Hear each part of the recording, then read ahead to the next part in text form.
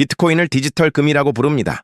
금처럼 수량이 정해져 있고 금처럼 희소하고 금처럼 정부가 마음대로 찍어낼 수 없다는 거죠. 그런데 이상한 일이 벌어졌습니다. 2022년 러시아가 우크라이나를 침공한 날 금값은 올랐습니다. 전쟁이 터지면 금이 오르는 건 수천 년간 반복된 상식이니까요.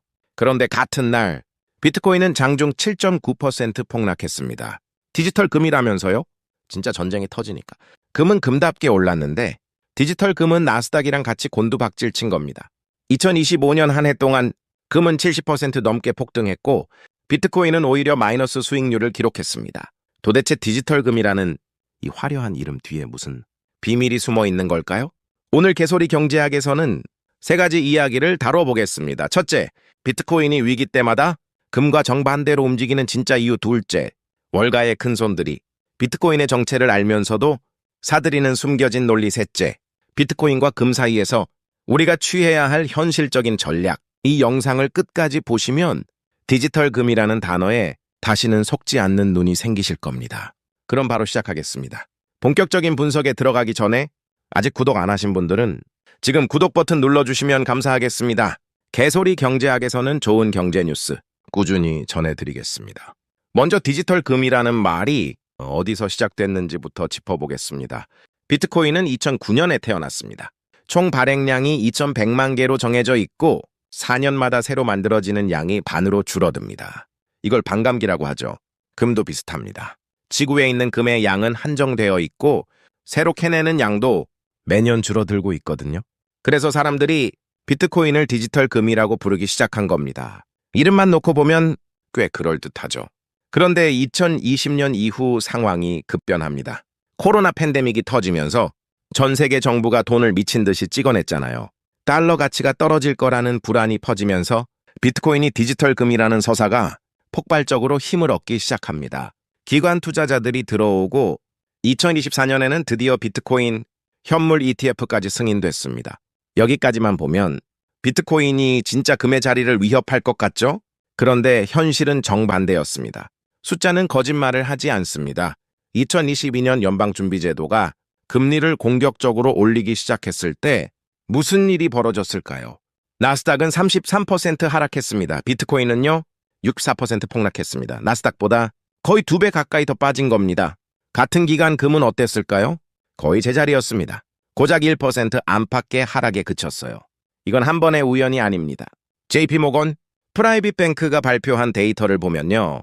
주식시장이 5% 이상 급락하는 위기 구간, 이걸 리스크오프 기간이라고 합니다. 이 기간에 비트코인이 함께 하락할 확률이 93%입니다. 거의 매번 같이 떨어진다는 뜻이에요. 금은요? 55%입니다. 절반 정도는 오히려 올랐다는 겁니다. 하락폭은 더 충격적입니다.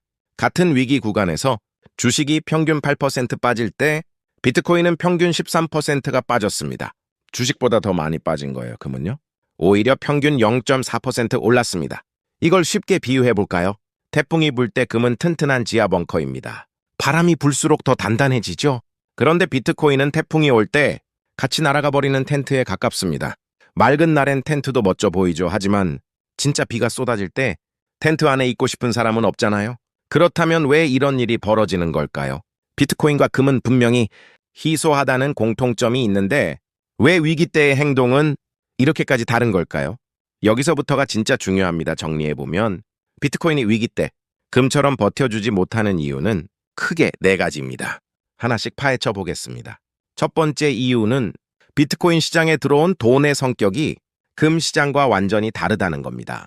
2024년 비트코인 현물 ETF가 승인되면서 20억 달러가 넘는 자금이 유입됐습니다. 엄청난 돈이죠. 그런데 이 돈이 어디서 온 건지가 핵심입니다. 보도에 따르면 세계 상위 25개 헤지펀드 중 60%가 비트코인 ETF를 보유하고 있습니다. 헤지펀드라는 게 뭘까요? 단기 수익을 극대화하는 게 목표인 투자 집단이에요. 이 사람들은 비트코인을 금처럼 오래 묻어두려고 산 게 아닙니다. 수익이 나면 팔고 위험 신호가 보이면 가장 먼저 던지는 겁니다. 반면 금 시장의 큰손은 누구일까요? 중앙은행, 연기금, 보험사입니다. 이들은 10년, 20년을 내다보고 금을 삽니다. 전쟁이 터져도 금을 팔지 않아요. 오히려 더 사들입니다. 아까 태풍 비유를 이어가 볼까요? 금 텐트를 치고 있는 사람들은 30년 경력 생존 전문가들입니다. 태풍이 와도 기둥을 더 단단히 박죠. 그런데 비트코인 텐트를 치고 있는 사람들 중 상당수는 날씨 좋을 때 캠핑 온 관광객이에요. 바람이 좀만 세게 불면 텐트 접고 도망가는 거죠. 이게 바로 보이지 않는 금융 엔진입니다. ETF라는 파이프를 통해 들어온 단기 투기성 자본이 비트코인의 위기 방어력을 안에서부터 무너뜨리고 있는 겁니다. 두 번째 이유는 비트코인이 금리와 달러의 노예가 되어버렸다는 겁니다. 비트코인이 탄생한 이유를 기억하시나요? 정부의 통제를 받지 않는 자유로운 화폐 탈중앙화, 그게 비트코인의 정체성이었습니다. 그런데 기관 투자자들이 대거 들어오면서 아이러니한 일이 벌어졌습니다. 비트코인이 미국 연방준비제도의 금리 정책에 철저히 종속되기 시작한 거예요. 금리가 오르면 시장에서 돈이 빠져나갑니다. 돈이 빠져나가면 가장 먼저 팔리는 게 뭘까요? 변동성이 크고 배당도 이자도 없는 자산입니다. 비트코인이 딱 그 조건에 맞아요. 실제로 비트코인과 나스닥 100 지수의 상관계수를 보면요. 장기 평균은 0.2 수준인데 시장이 흔들리는 위기 구간에서는 이게 0.7까지 치솟습니다. 1이면 완전히 같이 움직인다는 뜻이니까 0.7이면 거의 쌍둥이 수준이에요. 쉽게 말하면 이렇습니다. 비트코인은 맑은 날에는 금인 척하다가 폭풍이 오면 나스닥 기술주로 변신해버립니다. 금옷을 입은 기술주라고 할 수 있죠. 디지털 금이라는 서사가 현실에서 작동하려면 금처럼 금리와 반대로 움직여야 합니다. 금리가 올라서 시장이 불안해지면 금값은 보통 오르잖아요. 그런데 비트코인은 금리가 오르면 같이 무너져요. 이건 금의 특성이 아니라 기술주의 특성입니다. 그렇다면 세 번째 이유는 뭘까요? 더 무서운 이야기가 나옵니다. 세 번째 이유는 비트코인 시장의 유동성이 금에 비해 종이장처럼 얇다는 겁니다. 유동성이라는 건 쉽게 말해서 내가 가진 자산을 얼마나 빨리 값을 크게 깎지 않고 현금으로 바꿀 수 있느냐는 겁니다. 듀크 대학교의 캠벨 하비 교수 연구에 따르면 10만 비트코인 금액으로 약 118억 달러 규모를 한꺼번에 시장에 내다 팔면 비트코인 가격이 약 25% 폭락할 수 있다고 합니다. 같은 금액의 금을 팔면요. 가격 영향은 약 2%에 그칩니다. 이게 무슨 뜻일까요? 위기가 터져서 급하게 현금이 필요한 상황을 상상해 보시면 됩니다.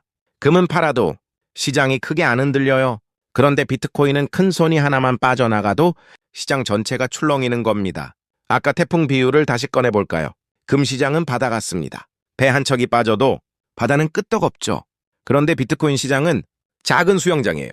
사람 한 명이 뛰어들어도 물이 넘치고 한 명이 나가도 수위가 확 내려갑니다. 이 얕은 유동성이 위기 때 투매를 부릅니다. 누군가 먼저 팔기 시작하면 가격이 급락하고 가격이 급락하면 또 다른 사람이 팔고 악순환이 시작되는 거죠. 2022년 비트코인이 64%나 빠진 데에는 이 유동성 구조가 결정적이었습니다. 그런데 여기서 끝이 아닙니다. 네 번째 이유는 비트코인의 존재 자체를 위협하는 문제입니다. 네 번째 이유는 비트코인에는 물리적 실체가 없다는 근본적인 약점입니다. 금은 만질 수 있습니다. 땅에 묻어놓을 수도 있고 금고에 넣어둘 수도 있어요. 전쟁이 나서 은행이 문을 닫아도 인터넷이 끊겨도 정부가 무너져도 금은 금입니다. 수천 년 동안 인류가 금의 가치를 부여해왔고 그 신뢰는 어떤 위기에서도 흔들리지 않았습니다. 비트코인은 다릅니다. 비트코인은 소프트웨어 위에 존재하는 디지털 코드입니다. 전력이 끊기면 접근할 수 없어요. 인터넷이 차단되면 거래가 불가능합니다. 실제로 전쟁이 터진 상황을 생각해 보시면 어떨까요? 폭격으로 통신 인프라가 무너지고 정전이 됐는데 내 전 재산이 디지털 지갑에 들어있다면요? 접근조차 할 수 없습니다. 금주고에 하나 들고 있는 게 훨씬 안전한 거죠. 여기에 더해서 양자 컴퓨팅이라는 기술적 위협도 있습니다. 양자 컴퓨터가 충분히 발전하면 비트코인의 암호 체계를 뚫을 수 있다는 이론적 가능성이 제기되고 있거든요. 아직 먼 미래의 이야기이긴 하지만 가능성 자체가 존재한다는 것만으로도 안전자산이라는 타이틀에는 치명적입니다. 물론 금에도 위험은 있습니다. 역사적으로 미국 정부가 1933년에 민간인의 금 보유를 금지하고 강제 매입한 적도 있었으니까요. 하지만 금은 소프트웨어 오류로 증발하거나 전기가 끊겨서 사라지지는 않습니다. 이 네 가지 이유를 정리하면 비트코인이 디지털 금이라고 불릴 자격이 있는지 심각하게 의문이 드실 겁니다. 그런데 여기서 반전이 있습니다. 이 현상이 처음이 아니라는 겁니다. 역사를 보면 비슷한 패턴이 반복되어 왔습니다. 아시아 주요 주식 시장을 대상으로 한 학술 연구가 있습니다. DCC CART라는 통계 모델을 활용한 건데요. 코로나19 팬데믹처럼 시장이 극도로 흔들리는 시기에 비트코인이 안전자산 역할을 했느냐를 분석한 겁니다. 결과가 충격적이었습니다. 일본, 싱가포르, 인도, 태국 등 대부분의 아시아 국가에서 비트코인은 안전자산 역할을 전혀 수행하지 못했습니다. 겨우 대만과 파키스탄에서만 제한적인 해지 기능을 보여줬을 뿐이에요. 반면 금은요, 일본, 싱가포르, 인도, 태국, 베트남 등에서 일관되게 강력한 안전자산 역할을 수행했습니다. 아시아든 유럽이든 미국이든 위기가 오면 금은 금이었고 비트코인은 기술주였던 겁니다. 특히 한국 시장은 더 특수합니다. 남북 대치라는 지정학적 특수성 때문에 위기가 오면 달러 선호도가 급격히 올라가거든요. 이 과정에서 비트코인은 달러 대비 가치가 더 크게 하락하는 경향을 보였습니다. 한국 투자자에게 비트코인의 안전자산 기능은 더더욱 의문부호가 붙는 거죠. 그런데 여기서 정말 궁금한 게 생깁니다. 이렇게 데이터가 명확한데 왜 아직도 월가의 큰손들은 비트코인을 사는 걸까요? 그 이유가 흥미롭습니다. 그들은 비트코인을 금의 대체제로 사는 게 아닙니다. 완전히 다른 이유로 사고 있는 거예요. 비트코인의 진짜 가치는 안전자산이 아니라 검열 저항성에 있습니다. 쉽게 말해서 정부가 내 돈을 동결하거나 몰수할 수 없다는 특성이죠. 실제로 러시아 제재 국면에서 일부 자본이 비트코인을 통해 국경을 넘었다는 분석이 있습니다. 금융 시스템이 마비되거나 자본 통제가 시행될 때 비트코인은 자산 이동의 비상, 통로가 될 수 있는 겁니다. 다만 최근에는 이 역할마저 달러, 연동 스테이블 코인에 빼앗기고 있습니다. 변동성이 큰 비트코인보다 가치가 고정된 스테이블 코인이 실질적인 송금과 결제에 더 효율적이니까요. 결국 비트코인의 현재 위치를 정확히 정의하면 이렇습니다. 비트코인은 안전자산도 아니고 순수한 위험자산도 아닌 상황에 따라 옷을 갈아입는 혼합형 자산입니다. 맑은 날엔 디지털 금이라고 불리다가 폭풍이 오면 고래버리지 기술주로 변신하는 거죠. 그렇다면 우리는 어떻게 해야 할까요? 정리해 보겠습니다. 오늘 이야기를 한 줄로 요약하면 이겁니다. 비트코인과 금은 서로 대체하는 관계가 아니라 서로 다른 위험을 방어하는 보완적인 관계에 가깝습니다. 데이터가 말해주는 현실적인 전략을 세 가지로 정리해 드리겠습니다. 1번, 위기 방어용 자산은 금으로 확보하시는 걸 추천드립니다. 포트폴리오에 금을 5%만 넣어도 리스크 기여도는 2%에 불과합니다. 비트코인 9%는 리스크 기여도가 13%입니다. 같은 5%인데 위험 부담이 6배 이상 차이가 나는 거예요. 2번, 비트코인은 공격적인 수익 추구용으로 접근하시면 좋겠습니다. 비트코인이 안전자산이 아니라는 건 나쁜 자산이라는 뜻이 아닙니다. 지난 10년간 비트코인의 연평균 수익률은 72%였습니다. 변동성은 크지만 그 변동성을 견딜 수 있다면 보상은 압도적이죠. 다만 전체 자산의 3.5%만 비트코인에 넣어도 채권 40%를 넣은 것과 동일한 리스크가 발생한다는 걸 반드시 기억하셔야 합니다. 3번, 비트코인과 금을 조합하는 하이브리드 전략을 고려해 보시면 어떨까요? 최근 한국 투자자 커뮤니티에서도 비트코인 올인에서 벗어나 비트코인과 금을 6대4로 섞는 전략이 주목받고 있습니다. 비트코인의 폭발적인 상승, 잠재력은 포기하지 않으면서 위기 때의 하방 방어는 금에 맡기는 실용적인 접근이죠. 마지막으로 꼭 기억하시면 좋을 것들을 정리해 드리겠습니다. 비트코인은 아직 탄생한 지 채 20년이 되지 않은 초기 자산입니다. 수천 년의 역사를 지닌 금과 단순 비교하는 것 자체가 비트코인에게는 가혹한 잣대일 수 있어요. 그렇지만 디지털 금이라는 이름에 속아서 위기 대비용으로 비트코인만 믿고 있다면 진짜 태풍이 왔을 때 텐트째로 날아갈 수 있습니다. 투자에서 가장 위험한 건 자산의 가격이 떨어지는 게 아닙니다. 자산의 정체를 모르고 있는 겁니다. 비트코인의 진짜 정체를 알고 투자하는 것과 디지털 금이라는 환상을 믿고 투자하는 것은 완전히 다른 결과를 만들어낼 겁니다. 여러분은 비트코인과 금, 어느 쪽에 더 비중을 두고 계신가요? 혹시 비트코인이 위기 때 폭락하는 걸 직접 경험해 보신 적이 있으신지 댓글로 공유해 주시면 감사하겠습니다. 오늘 영상은 여기까지입니다. 긴 영상 시청해 주셔서 감사합니다. 구독과 좋아요 한 번씩만 눌러주시면 정말 크나큰 도움이 됩니다.